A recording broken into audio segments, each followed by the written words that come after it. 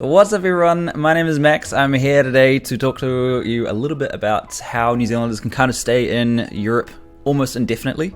First of all, I'll explain a little bit about how Europe works and all the European Union and all that kind of shit. That before the European Union came in, New Zealand had pre-existing agreements with each of the countries.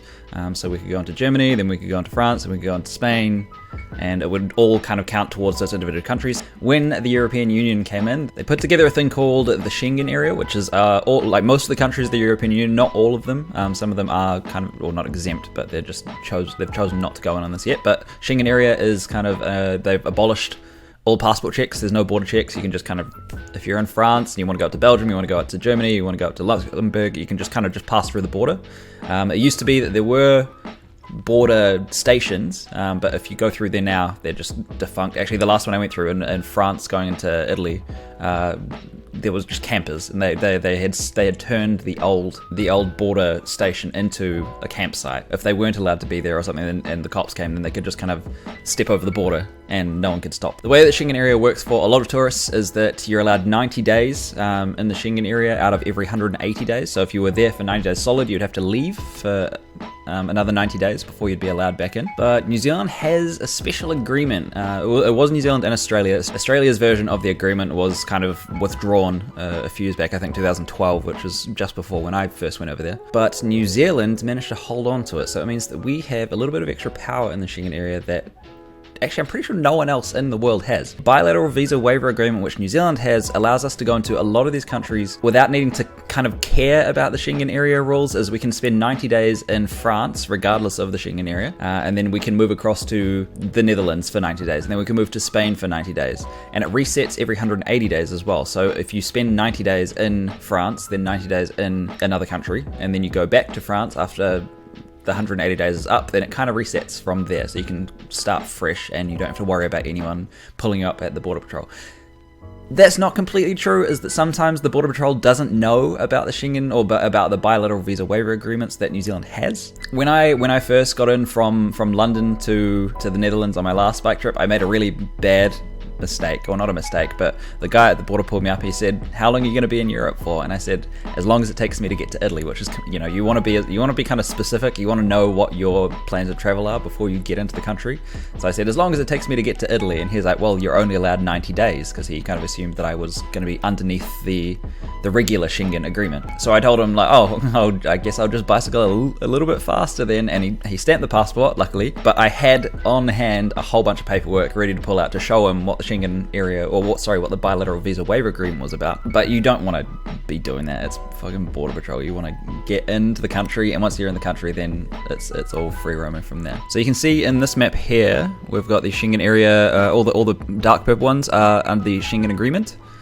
And then the light purple ones are also in the Schengen agreement, but they're not necessarily European Union, so Switzerland, Norway. So there are no border patrols, or not border patrols, there are no border stations between these countries, so you can move freely. And then United Kingdom and Ireland not being part of the Schengen agreement, so people who want to travel freely, to the United Kingdom, who might not necessarily have the correct passport to go to the United Kingdom. I'm from New Zealand. This is for New Zealanders. Sorry, everyone else. New Zealanders have quite a bit of free reign, not only in the Schengen area, but also in the United Kingdom, where we can go into the country for 6 months without any indication that we are going to return home. I think they just kind of trust us that we will return home within the 6 months. So every country has entry requirements. For most of the Schengen area countries, you kind of have to have ongoing tickets when you get into the country. So for instance, if I was to go to France, I would have to have something showing that I'm going to be leaving within the 90 days. So that could be either a train ride to Spain or a train ride to anywhere else in just any other country. Me flying as a New Zealander, my first trip, and how I originally figured it out was I would fly into the United Kingdom. I had no requirement to show that I was leaving the country. So I could just fly in and do what I needed to do, get ready to go before I actually went for the ride. And then I think from there I must have gotten pretty lucky, because I probably shouldn't have been led into the Netherlands, because from then I had no ongoing tickets. That was just lucky that the border guard chose to just wave me through, so I suppose he was just having one of those days. So how do you know what the entry requirements for a country are? The Air New Zealand website for Kiwis. I don't know about other countries, but you just come in here, you can put in the nationality of your passport, where you're going to, and it will tell you everything you need to know. So for instance, let's say I am from New Zealand. Let's say I wanted to fly into Spain. So, passport is required. You got to have a passport to get in, obviously. This is where the magic happens, right here. Visa required except for nationals of New Zealand for a maximum stay of 90 days.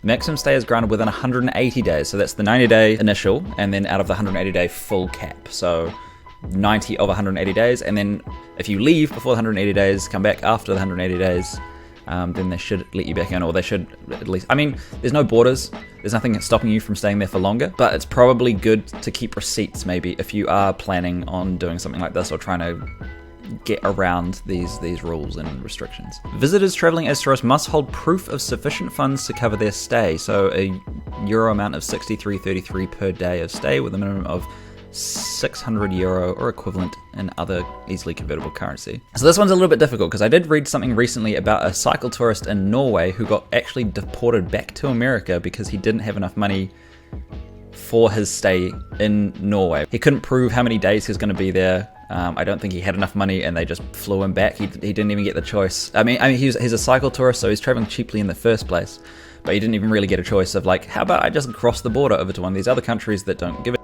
or like another country, so I'm off your hands, and then just continue his ride. But no, he got flown out, and usually it's at his cost, or it'll be at your cost if you get flown out for not having enough money. The other more important one is here. It's not this top bit, but make sure that you've got a passport that's up to date, of course.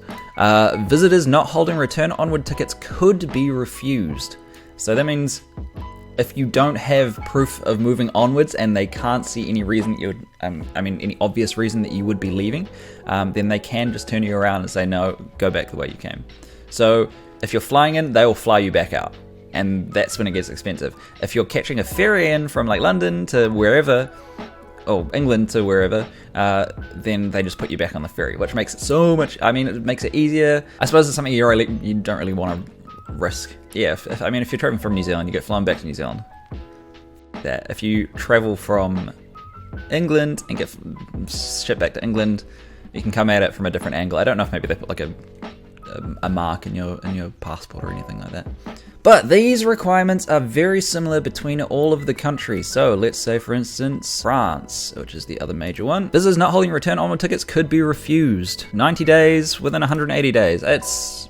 I've checked a lot of different countries and they're all very, very similar. Let's do Germany. I'm doing all the major ones. These are all very similar, I suppose. Maximum stay of 90 days within 180 days. 10 years prior to, no, not the one. Oh, these guys don't matter about onward travel. Germany doesn't require onward travel. That's crazy. Worth jumping onto this website and just checking out a couple of the countries that you might want to be moving into. It's actually quite important to know your entry requirements, even if you are going to just be crossing the border to them.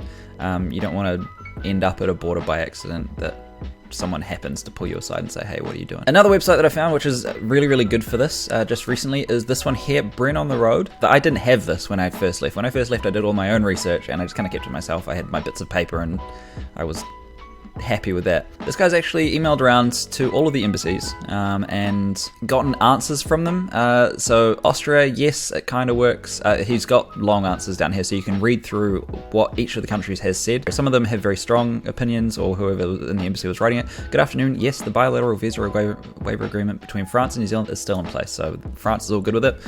Some countries that come under the agreement have replied with a no. So, for instance, Portugal. The tourists are permitted to stay in Portugal. So it sounds like these guys are kind of quoting the normal rules of the Schengen area. It might be worth doing your own research and doing your own, sending your own email off to them. See, maybe you get someone else who knows the rules a bit better. From who this guy has contacted, most people have been positive to it. So Austria, yes. Denmark, Finland, France, Germany, Iceland, Netherlands, Norway, Spain, Sweden, Switzerland. I don't know about Italy because I've actually flown into Italy on a one-way ticket and they didn't have any issue with it, but they say no, or the embassy says no. See, it's kind of up in the air, but long and short of it is if you want to fly to Europe, make sure you've got everything you need to get into the country, which is onward tickets and enough money. If you want to fly into London, make sure you're a New Zealander because you can get in for 6 months for free, so it doesn't really matter. And then once you get into Europe, then, I mean, the most important thing is focus on getting into Europe, and then after that, it's pretty much free reign if you've got a car, if you've got a bicycle, whatever.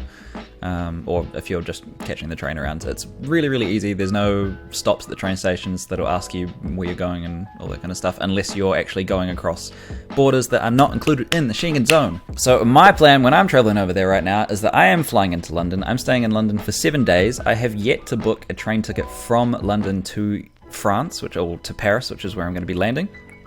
I know that the Eurostar, which is the train that goes between London and Paris, they do border control between them, obviously. But what I'm going to do is I'm also going to book a bus. I'm not going to catch the bus. I'm going to book a bus that goes from Paris to somewhere else, just to another country, and then that should be onward ticket enough. So even though there are no borders between the countries, as long as you've got proof that you're moving to another country, that is usually good enough for them to kind of go on. He has, the guy, Brown on the Road, has put an update saying that the wording of the agreement has become less and less specific. Entry and the length of stay under these visa waiver agreements is subject to the decision of local immigration authorities. So it's up to the port of wherever you're landing. But this does not mean the waivers have been revoked. I think this is just a warning that make sure your shit is in place before you head in. Don't take everything that I'm saying as gospel. Do your own look into this, because not everyone has the same travel itineraries. I'm just hoping that maybe this will be enough of kind of like a springboard for people to bounce from, and then be able to make their own decisions from this point. I'll link those 2 pages below. If you come across anything that I've said that's completely wrong, then please let me know, because I would prefer to not be misleading people. Just chuck something in the comments or email me. I'll chuck my email address in the message, in the description below. Hopefully this helps a few people get in. I mean, Europe is an adventure, man. I don't think there's really anything else to be said. Sure.